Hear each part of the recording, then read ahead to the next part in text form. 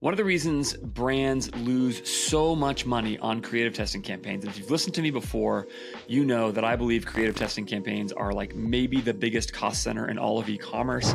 I think that on Facebook ads, running separate creative testing campaigns is a gigantic waste of money that is sucking dollars out from your EBITDA, that is creating all kinds of silly problems in your advertising account. It's making it harder for you to scale your winners, harder for you to suppress your losers. Like, I just think there's cost all over it, and it's one of the most absurd things that we do in all of e-commerce. I think creative testing campaigns are a huge problem in terms of the value they suck out of e-commerce businesses.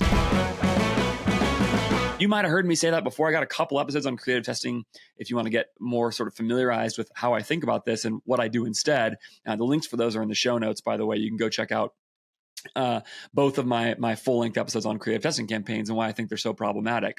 But the reason that a lot of people do them is because they don't understand something really fundamental and important about how the meta ads machine learning that drives the placement of your ads actually works, okay? And that really fundamental and important thing is that people think about creative testing wrong at the baseline. And so what I want to talk about right now is how to think instead about what the machine learning for meta ads is actually doing to forecast the performance of your ads. And to do that, you need to understand the difference between probabilistic forecasting using Bayesian logic and a randomized controlled trial. And so this is going to sound like I'm getting into the weeds for a minute, but let's just start with a sort of scenario, okay? The scenario is like this. You see an ad. Let's say you launch an ad, and this has happened to anybody who's ever run cost controls, okay? If you're new to my podcast, you need to go back and look. I have a bunch of episodes about running bid caps and cost caps and TROAS targets, and I've showed it in some Opening the Books episodes. So go check those out. There's a bunch of stuff that you can go look at there. But if you're running manual bids, okay, and you're running cost controls, there's this experience that happens all the time, right? You see an ad, let's say it spends $100, it gets 6 purchases, and you're running, and let's say it's a $50 average order value, you're running a 3-to-1 because you've got $300. Let's say actually it creates 8 purchases, okay? And you're like, this is awesome. This ad is smashing. I'm running a 4-to-1 ROAS on this new ad, but then this thing happens that's really annoying, which is that it doesn't keep delivering that ad. Instead, Meta will prefer and deliver other ads, even if you've set a $50 cost cap, okay? You're getting a $50 CAC. Meta will prefer other ads that are running at like a 1.5-to-1. And you can't figure out why. You can't figure out why it's the case that Meta is preferring these other ads, even though this ad that you're running you launched new, is generating this massive return for you. And you're like, I don't get it. There's 8 purchases there. It's telling you something really significant. Okay. On the other hand, there are ads that run. So just keep that as scenario A. On the other hand, there are ads that run that are spending up to $500 and they're running at a 0.75, or $1,000, they're running at a 0.75. And you can't figure out why Meta keeps spending on those ads when it's below ROAS target or above your CAC target. Okay. And this, and there's a third scenario. Let's do, there's scenario A, scenario B. Let's do scenario C here. Okay. And this is the one that's maybe the most frustrating for people, is an ad that spends a few dollars a day, right? It spends $5 and that's it total across the first week. It spends $10, $20, etc. And that is maybe the most aggravating of all, because you went to the pain of developing this creative and you can't figure out why it's not spending. And what almost everybody will say in all 3 of those scenarios, what all of us will do is we'll look at, and this is definitely my instinct as well on my own, what we'll do is we'll look at the purchase behavior and the click behavior on these ads, and we will say, I don't understand why Meta isn't taking that as a stronger signal. Isn't purchase behavior the most important signal of value that you can get on an ad? Okay. Now, this is where the problem fundamentally lies. And with scenario C, where it's not spending at all, there's this thing where you go, if purchase behavior is the most important thing, you go like, I don't understand. How can Meta possibly decide not to spend more on my ad if it's only spent $5 or $10? Like, it can't possibly have learned anything significant about what's going on with my ad. And here's my basic contention about that is going to drive everything I'm going to say here. That Meta knows way more, way faster, based on what appears to you and me to be way less data than seems possible. Okay, including that scenario C, $5 scenario, $10 scenario. Okay, What I believe is $5 or $10 tells Meta a lot more than we think. Okay, now let's put aside one possible way of making this case. One possible way of making this case is that Meta, in fact, is reading the ad, reading the content, with machine learning and AI, basically, in advance, and is predicting actually in advance whether your ad will work even before it delivers it. Okay, I think it's possible, if not actually even likely, that Meta is doing something like that, but I'm just going to leave that aside. Okay, so I do not need that to make the case that I'm going to make right now. I think instead it's possible, so I do think it's possible, but we'll just leave that aside. Okay, I want instead to think for a second about how we evaluate the performance of ads. Okay, most people, let's start with sort of the alternative to my approach to doing this. Most people approach creative testing campaigns and they have to make a decision about how to know when an ad is a winner or loser. So the standard ad setup for a lot of advertisers is you build creative testing campaigns where you force spend on an auto bid to a bunch of new ads that you make. Okay, and as you make a bunch of new ads, you analyze the performance of those ads. And then for the ones that are winners, you move them into your scale campaign. Okay. And that's a separate campaign. So you take the ad, you kill it in your creative testing campaign. You say, this ad is performing well in creative testing. I'm going to move it into scale. Okay. And now my scaling campaign is going to make it work. Okay. So that is like the classic way people run these ads. My alternative to that is to eliminate your creative testing campaign. Instead, launch everything with a manual bid. And if Meta spends on it, it's a signal of success. If Meta doesn't spend on it, it's a signal of failure. Okay, that's it. That's all you do. If that is, so one of my critiques of creative testing campaigns is this: how do you decide when an ad is a winner and ought to be moved to the scale campaign? Okay, how do you do that? And my experience is that most people have actually like no real rigorous methodology for doing this at all. Okay, so they sort of go like, oh, had a few purchases, CPC is good, hook rate's good, whatever, something like that. Normally it's about purchases, conversion rate, and they say, so that means it's a winner. And so within a few purchases, you go and scale it and put it in your winning campaign.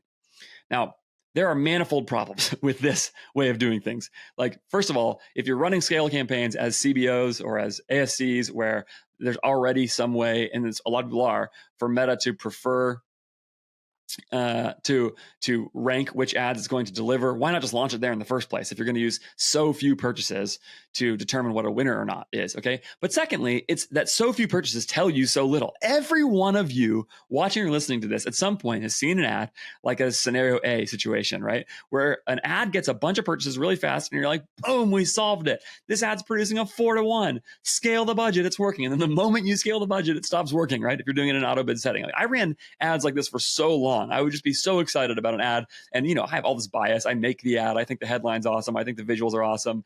And so it starts to perform well at all. I launch it and I'm checking it every 2 hours, opening it up. Like, everybody who's been around media buying for a little while knows that feeling. Okay.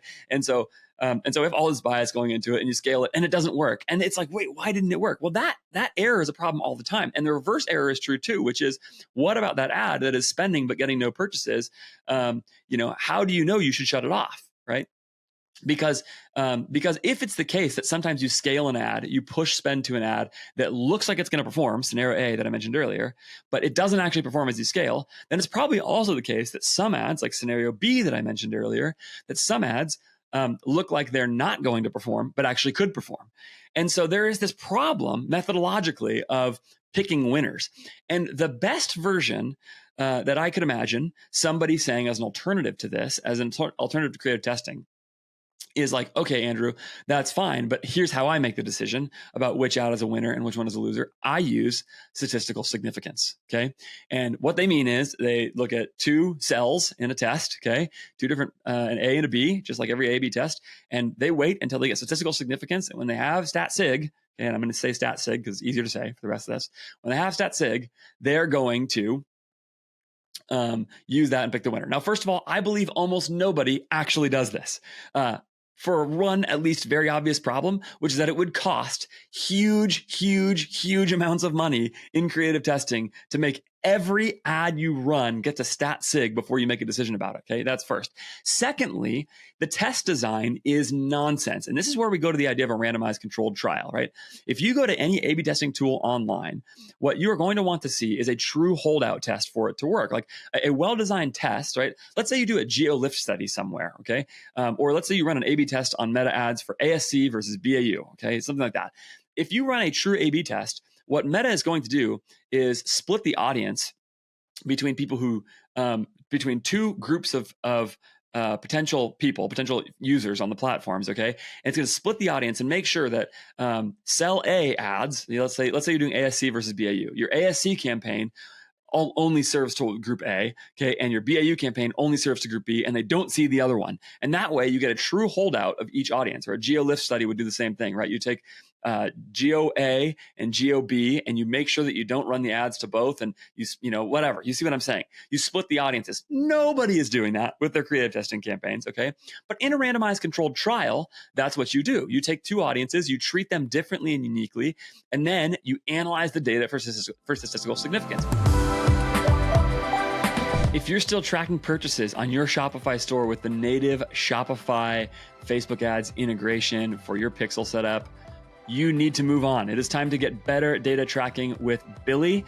Go to BILY.ai to check it out. BILY is what I use for every store that I work with. It is third-party pixel tracking with 100% server-side tracking, insanely fast-loading website because you're not using in-browser tracking to do it, and you're going to get way better event match quality by using BILY. And I've tested this a lot of different ways with my clients. It's really simple. I've run side-by-side tests and seen BILY consistently outperform other third-party tracking software as well as the native Shopify integration with the amount of data that it gets with purchase tracking on your store. And so what I mean by that is, like, if you run the same ads side by side, just set up two separate campaigns, right? Campaign A and campaign B, and you just put a little bit of money towards each one each day, and you run one of them with the same ads with BILY as your pixel setup and the other one as any other pixel setup you want to use. What I am almost certain you're going to find is that BILY outperforms the other one. And what I mean by outperform is that both your ads will perform better because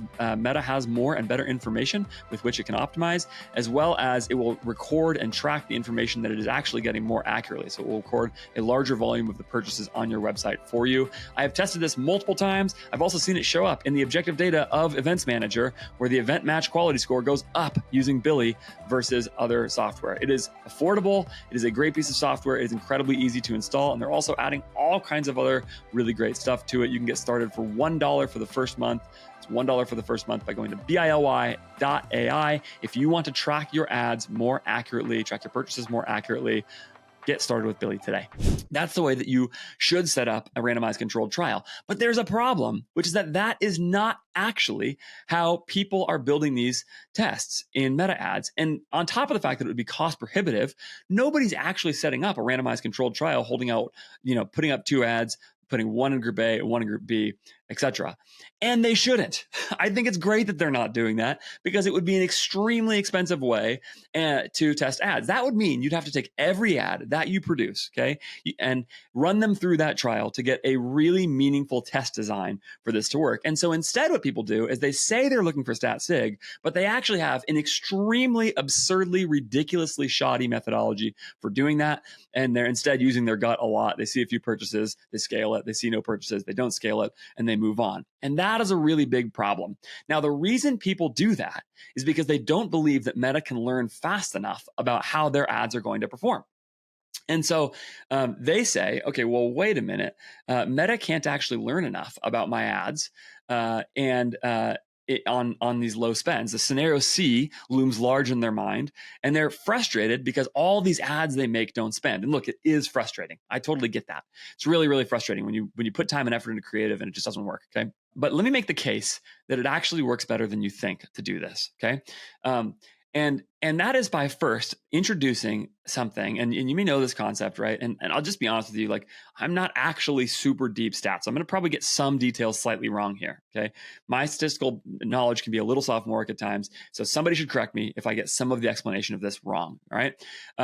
But there's a different approach here than using a randomized controlled trial, because a randomized controlled trial, by definition, assumes that you know nothing about the potential outcome that you are trying to drive, right? It basically says, we're going to take these two groups, assume we know nothing about them, make them as similar to each other as possible, and then see the results. Change one thing, right? You change one detail. In this case, it would be the ad. You change, they each get served ads, but they change one detail. You know, maybe the most like sort of tightest version of this, and I'm certainly not saying you should do this, would be they get the same ad, but group A gets headline A and group B gets headline B. This is like the kind of A/B test you run on your website all the time, a lot, you know, for a lot of brands. Test these individual little variants, and you change that one little detail, and then you see how they perform, okay? That is one way of setting up a test, but there is another way of doing this, which is saying, instead of doing that, we are not going to assume we know nothing about either one of these groups and about either one, how they're going to perform. Instead, we are going to assume that some things are true in advance in both groups. Okay. And because some things are true in advance, we can apply that knowledge to a forecast of what we think will happen with both. So we're not going to wait for a holdout test. We're instead going to use the knowledge we have to forecast what's going to happen next. This is probabilistic forecasting, and it relates back the idea. I mentioned the idea that it's Bayesian earlier because it relates back to the idea of Bayes' theorem. There's this idea of priors, which is this idea that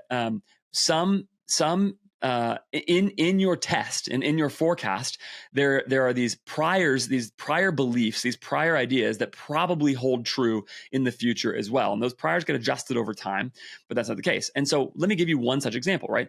You might assume, okay, coming in to a forecast, that you are going to convert, let's just say, 4% of your clicks, okay?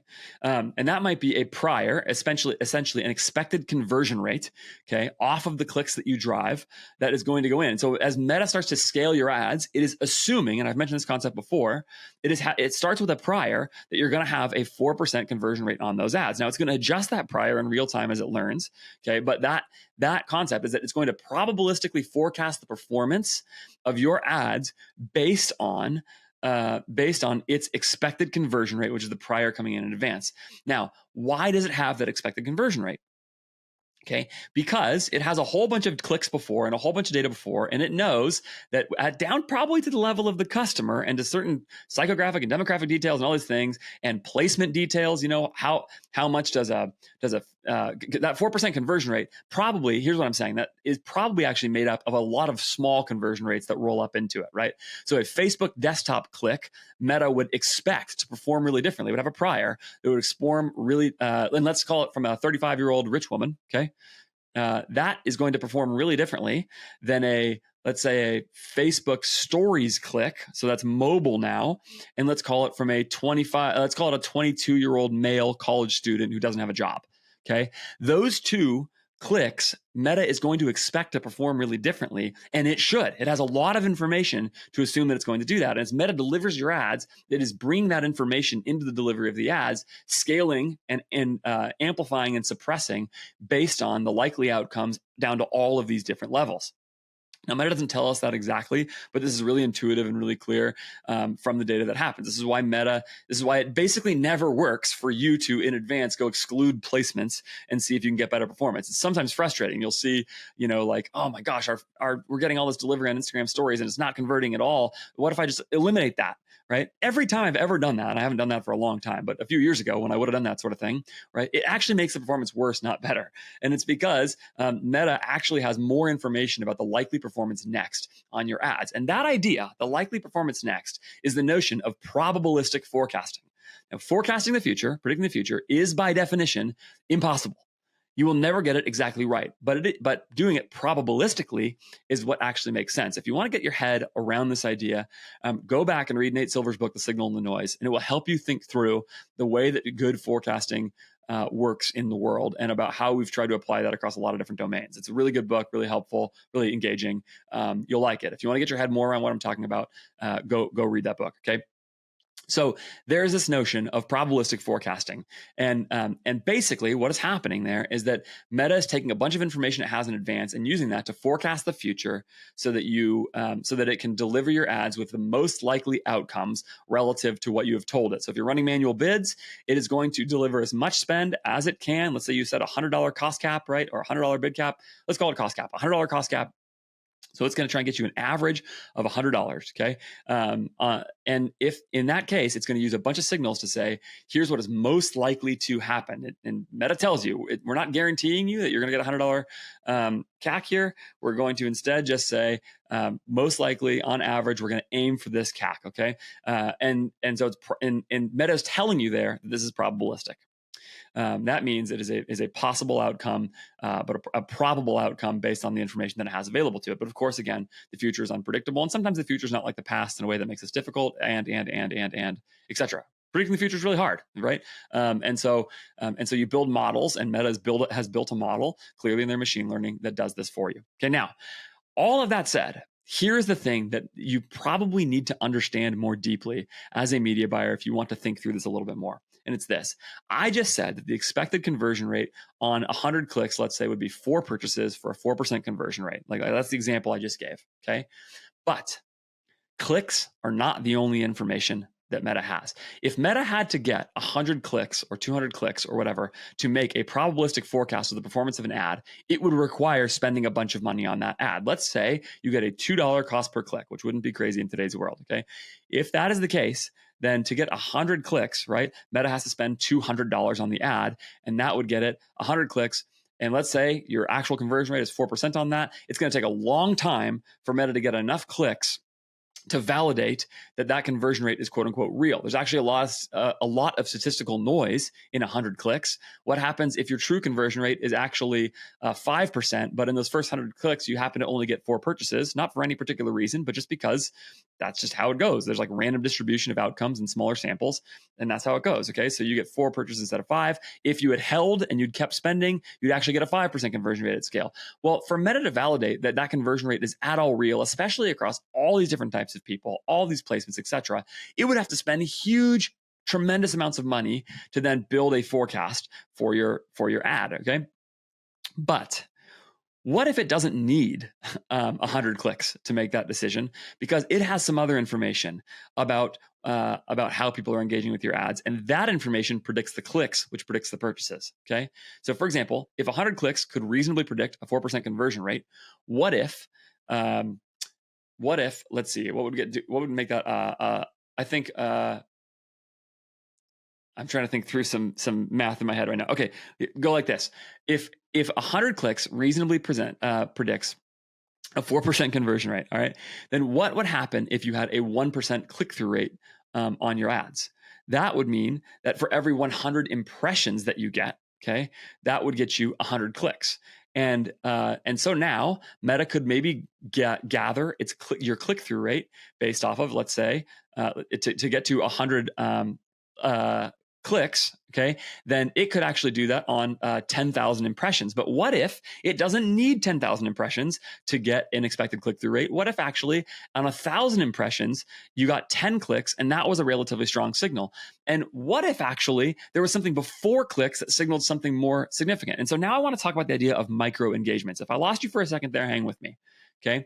Every marketer understands the idea of a micro conversion. All right, which is like the little step somebody takes before they make a purchase, right? The sort of obvious one here to be like an add to cart. We would consider an add to cart a micro conversion. This is a term I've heard thrown around for a long time. Micro conversion is some step that a user takes, some action they take that is on the way to the full conversion you care about. Okay, so add to cart. Another classic one is like an email capture. An email capture is a conversion. A user took a real action at that point. They actually gave you some information about themselves. And so sometimes marketers have thought in terms of how do we generate micro conversions on the way to conversions as a way of sort of guiding somebody through the purchase process and getting them to take one little step after another. This is like sort of the classic reason why sometimes a 2-step pop-up works, where you tell customer, instead of just putting up your pop-up on your website and it says, submit your email address to get 10% off or whatever you say, you start with the pop-up saying, would you like 10% off? And it's yes or no. Okay.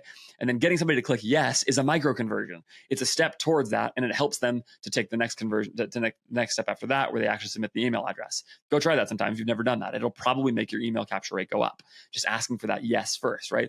This is another thing that's classic sales tactic, right? Get people saying yes, like get them to make small decisions for that. Okay. So that micro conversion idea is intuitive to a lot of us. What if there's another similar thing going on though at the level of engagement, right? If a click is an engagement with your ad, are there micro engagements with your ad? Okay. What happens before a click? Well, I'll tell you what happens before a click. Somebody has to stop on your ad in the feed. Okay. Somebody has to pause your ad from automatically scrolling past in Instagram stories. Maybe they watch your video for 3 seconds or 15 seconds. And in fact, you can go look, right?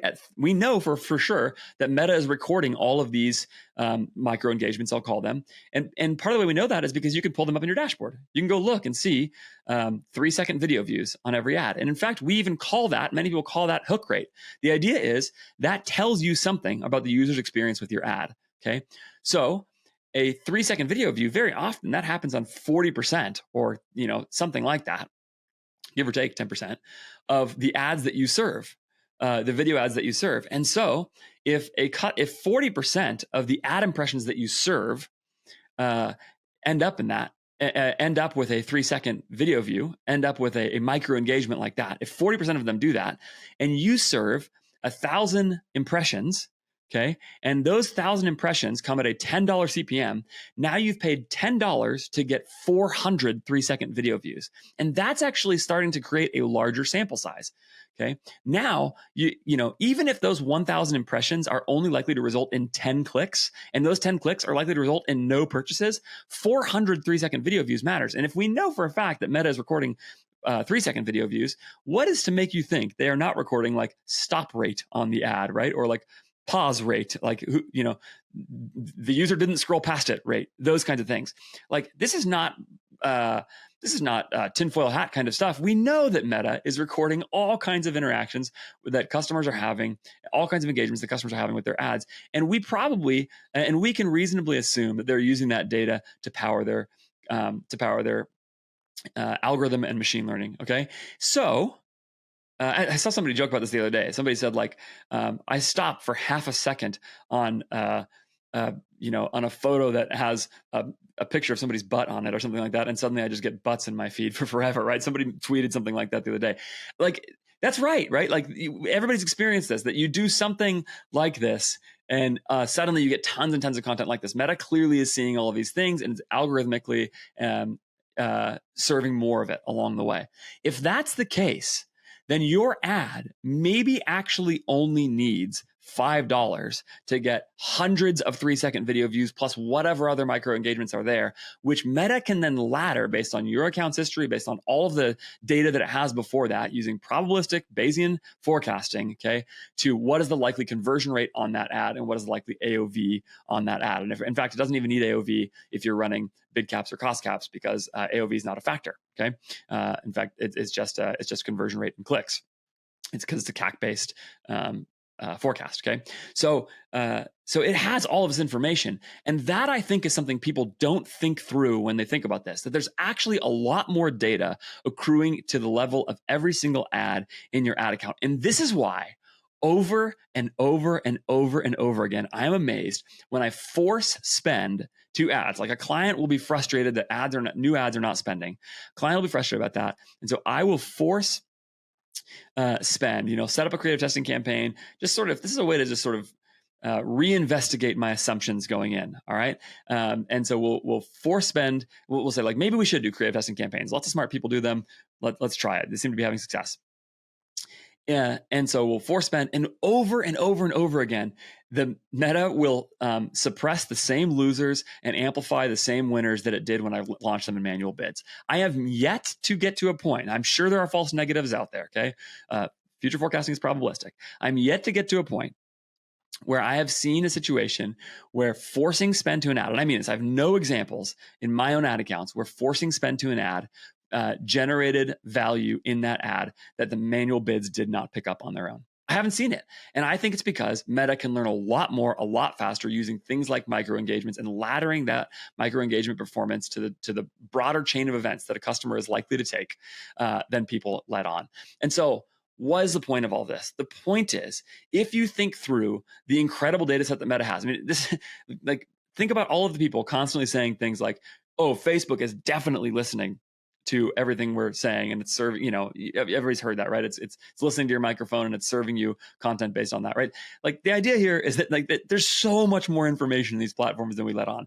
Meta can use that information to predict a lot more, a lot faster than we think. And therefore, it is good news for you, because now you do not need to waste all of this money on creative testing campaigns. You don't need to spend it burning through money on ads that are going to underperform your targets. And instead, you can launch all of your ads from the start with manual bids, take spend as the ultimate indicator of performance, and trust that at scale, in the vast majority of cases, if the ad is spending, it is working. If the ad is not spending, it is not going to work. And you save a lot of money along the way. Thanks so much for watching or listening to this episode. If it was helpful to you, you should subscribe. I do deep dive Meta ads, media buying content fairly often, and I have a whole backlog of it. You can go check that out as well. There's a lot of content like that. And if you want to reach out to me and you have questions more about some of the things I'm talking about, please do that. podcast@ajfgrowth.com, or reach out to me on Twitter @AndrewJFerris.